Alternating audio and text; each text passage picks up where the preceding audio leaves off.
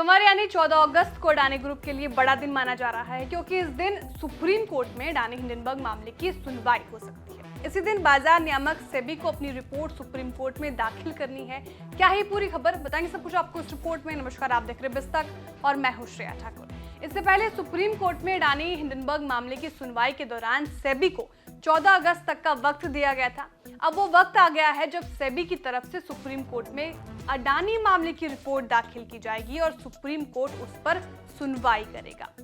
बीते जुलाई में मामले की सुनवाई करते हुए सीजेआई डीवाई चंद्रचूड़ ने जांच के स्टेटस के बारे में पूछा, जिस पर सेबी का प्रतिनिधित्व कर रहे सॉलिसिटर जनरल तुषार मेहता ने कहा कि सेबी के पास जांच पूरा करने के लिए 14 अगस्त तक का समय है। सुप्रीम कोर्ट ने विशेषज्ञ समिति की सिफारिशों पर भी सेबी के विचार मांगे थे। तुषार मेहता ने सुप्रीम कोर्ट से कहा कि उन्होंने कोर्ट को सौंपी गई रिपोर्ट में विशेषज्ञ समिति द्वारा दिए गए सुझावों पर अपना सकारात्मक जवाब दाखिल किया है। इस मामले की जांच में सुप्रीम कोर्ट ने खुद एक्सपर्ट कमेटी गठित की है।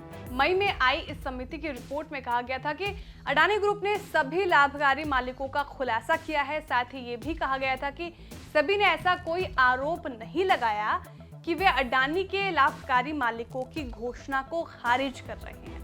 रिपोर्ट में साफ तौर पर कहा गया कि मौजूदा नियमों या कानूनों का प्रथम दृष्टया के स्तर पर किसी भी तरह का उल्लंघन नहीं पाया गया है। इसके अलावा सुप्रीम कोर्ट की कमेटी ने अपनी रिपोर्ट में यह भी कहा था कि सभी जांचों को समयबद्ध तरीके से पूरा करने की जरूरत है। पैनल अभी ये निष्कर्ष नहीं निकाल सकता है कि कीमतों में हेरफेर के आरोप में नियामक की विफलता रही है, यानी सेबी की विफलता रही है। अडानी के शेयरों में अस्थिरता वास्तव में बहुत ज्यादा थी, जिसकी वजह से हिंडनबर्ग की रिपोर्ट और उसके परिणाम है। ऐसे में अब सेबी की रिपोर्ट को काफी अहम माना जा रहा है, इसलिए सभी की नजरें इस पर टिकी हुई है।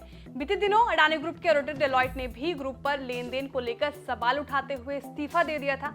इसीलिए भी इस सुनवाई और सेबी की रिपोर्ट को सभी जानकार अहम मान रहे हैं। अडानी और हिंडनबर्ग मामले की बात करें तो दरअसल गौतम अडानी के साम्राज्य को ये झटका इसी साल जनवरी में लगा था, जब अमेरिकी रिसर्च फर्म हिंडनबर्ग ने 24 जनवरी 2023 को अडानी ग्रुप के खिलाफ अपनी रिपोर्ट पब्लिश की थी। इस रिपोर्ट के आने के फौरन बाद ही निवेशकों में हड़कंप मच गया था।